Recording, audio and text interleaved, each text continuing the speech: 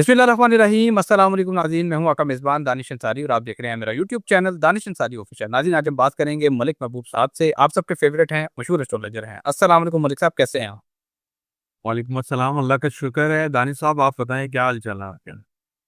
अल्हम्दुलिल्लाह मलिक साहब, मैं भी ठीक हूँ। मलिक साहब, एक चीज़ तो आप भी जानते हैं और हर आम बंदा, आम जैसे जो लोग हैं, जानते हैं कि दुनिया में गैस और जो पेट्रोल है और डीज़ल है, इस तरह की चीज़ें दुनिया को चलाती हैं। चाहे वो एनर्जी सेक्टर हो, चाहे वो गाड़ियों की इंडस्ट्री हो, कोई भी सेक्टर हो, यहाँ पे पेट्रोल का, डीज़ल का और गैस वगैरह का ये बहुत ज़रूरी है। अब सर, यूरोप के लिए खतरे की घंटी बजा दी है पुतिन ने। उन्होंने कहा है कि हम आपकी गैस सप्लाई रोक देंगे अगर आप ईरान के साथ जंग में कूदे। दूसरी तरफ ईरान ने कहा है कि मैं आबनाए हुर्मत से, ईरान की हुकूमत ने कहा है, एक बूंद भी तेल नहीं गुजरने देंगे। सर, दुनिया में एनर्जी सेक्टर में कितना बड़ा क्राइसिस आने वाला है, खुदा ना खास्ता, क्योंकि चीजें तो ग्राउंड रियलिटीज ये बता रही हैं, आप क्या बता रहे हैं? क्योंकि लोग यहाँ पे भी, पाकिस्तान में भी पैनिक की सिचुएशन है। लोग पंप्स पे जाके लाइनों में खड़े होकर पेट्रोल डलवा रहे हैं। उन्हें ये क्लियर कर दें कि ये एनर्जी सेक्टर में कोई नुकसान हो सकता है या नहीं होगा। सर, इसका क्राइसिस ही तो मुझे डरा रहा है क्योंकि ये क्राइसिस बढ़ेगा तो फाइनेंशियल रिसेशन की तरफ खुदा ना खास्ता दुनिया जाएगी। लेकिन आप अगर अभी कितारों में हैं तो आप ये ना सोचें कि आप पूरे 6 महीने 8 महीने का पेट्रोल भर सकते हैं। ये है कि सेफ्टी के लिए इंसान को हर वक्त रेडी रहना चाहिए और मैं यहाँ पैनिक भी नहीं करूंगा क्योंकि एनर्जी सेक्टर का क्राइसिस ही दुनिया को सबसे ज्यादा डैमेज करेगा, ये याद रखिएगा। तो इन चीजों की अभी किल्लत आएगी और पाकिस्तान में महंगाई बहुत ज्यादा बढ़ने वाली है, ये भी याद रखिएगा। Okay sir. अच्छा सर, डोनाल्ड ट्रंप ने एक बयान दिया है। उन्होंने कहा है कि ईरान में खामनेई के बेटे काबिल कबूल नहीं, हम अपनी पसंद की हुकूमत बनाएंगे। क्या डोनाल्ड ट्रंप वाकई ईरान में अपनी पसंद की हुकूमत बना पाएंगे? सर, बज़ाहिर हालात इस तरफ नहीं जा रहे, लेकिन सितारों में आने वाले दिनों में ईरान में और भी क्राइसिस नजर आते हैं।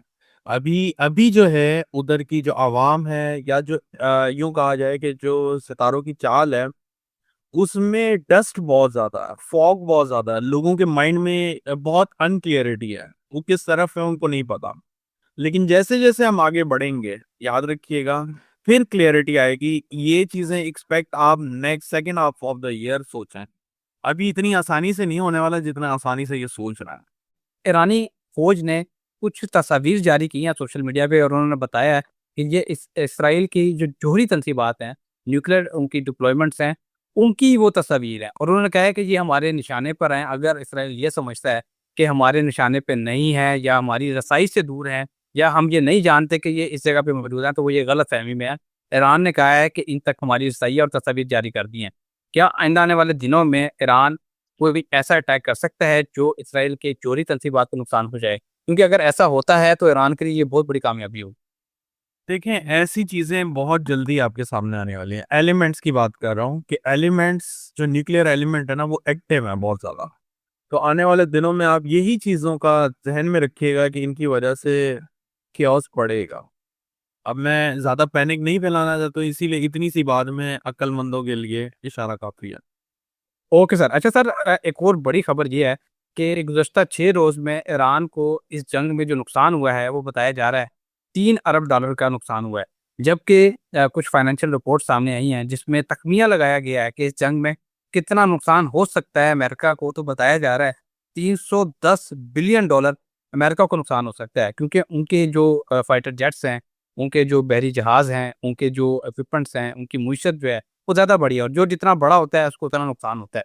सर, आप क्या देख रहे हैं? ये तो फाइनेंशियल रिपोर्ट बता रही है ना कि इतना नुकसान होगा, 310 बिलियन डॉलर का नुकसान होगा। आप क्या देख रहे हैं? पूरी दुनिया समेत अमेरिका को कितना फाइनेंशियल नुकसान हो सकता है 2026 में? सर, इतना नुकसान हो सकता है कि आने वाले दिनों में आपको रिसेशन की आवाजें आने वाली हैं। मैं आपको इतना बता सकता हूँ, मेरे पास नंबर तो नहीं चार्ट में नजर आते, लेकिन इतना नुकसान जरूर होगा कि ये जो आप बिलियन की बात कर रहे हैं, ट्रिलियंस में आराम से जा रहे हैं। ये बिलियन में तो वो एक्सपेक्ट कर रहे हैं, लेकिन मैं ज्यादा एक्सपेक्ट कर रहा हूँ जिसकी वजह से अमेरिका अपनी सुपर पावर को डगमगाते हुए दिखेगा। वैसे तो डगमगा रही है, लेकिन वो दिखेगा खुद। तो प्रॉब्लम बहुत ज्यादा बढ़ने वाले हैं। मैं आपको कंटिन्यूअसली एक ही बात 1 डेढ़ महीने से बोल रहा था, क्रूड ऑयल के प्राइस बहुत शूट अप करेंगे और आज देख लें आप कहाँ पहुंच गए। Okay sir. अच्छा सर, यूक्रेन के हवाले से हम कई महीनों से, बल्कि कई सालों से प्रोग्राम कर रहे हैं, उस पे गुफ्तगू भी कर रहे हैं।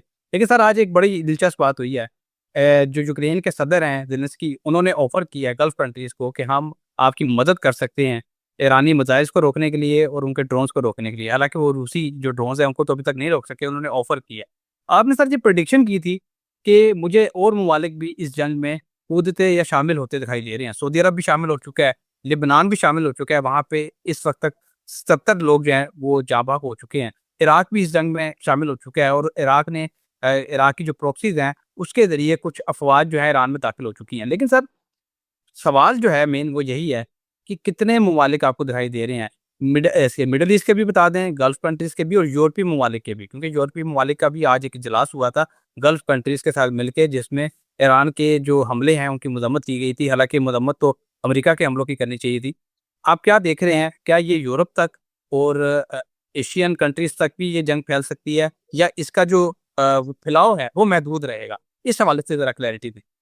देखिए, अभी अगर आप किसी से भी बात करेंगे, कोई भी एक नॉर्मल आदमी होगा तो उसको यही डर होगा कि जंग फैलने वाली है, हम तीसरी जंग अज़ीम में जा रहे हैं। जबकि मेरे जो व्यूज़ हैं एस्ट्रोलॉजिकली चार्ट को देख के मुझे नहीं लगता कि ये तीसरी जंग अज़ीम है। बाकी अल्लाह ताला बेहतर जानते हैं। ये जो एक्सपेंड हो रही है, ये मैक्सिमम एक्सपेंड जो मैं आपको बता चुका हूँ 14 तारीख तक होगी, उसके बाद नहीं। उसके बाद ये चीज़ें जो हैं कूल डाउन होना शुरू होंगी, किसी तरह की कोई ऐसी सेटलमेंट के प्रोसेस बनेंगे, जिससे ये जो आग इतनी भड़क गई है, उसमें कंट्रोल आना शुरू हो जाएगा। आपके पास एक मिसाल है सर, वो शहद की मक्खियों के छत्ते में अगर गलती से उसके करीब भी चले जाओ या उसमें हाथ डाल दो, तो वो छोड़ती नहीं है, आपको ही भागना पड़ता है।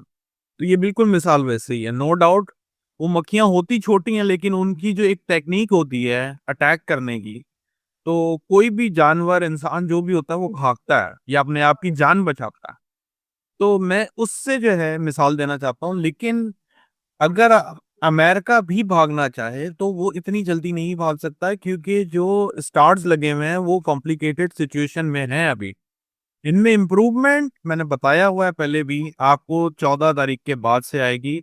लेकिन सिर्फ डर ये है कि 14 तारीख से पहले जैसे ये जंग की पेस चल रही है, जिस स्पीड से ये आगे बढ़ रहे हैं, मैंने जैसे पहले भी बताया था, बहुत से व्लॉग में बोल चुका हूँ कि मैं एक्सपेक्ट कर रहा था कि ये सब कुछ जो होगा 3 मार्च के बाद होगा, कि खुदा ना खास्ता ईरान या कोई और दूसरे ममालिक एक दूसरे के साथ आमने सामने आने शुरू हो जाएंगे, जैसे मिडिल ईस्ट के ममालिक।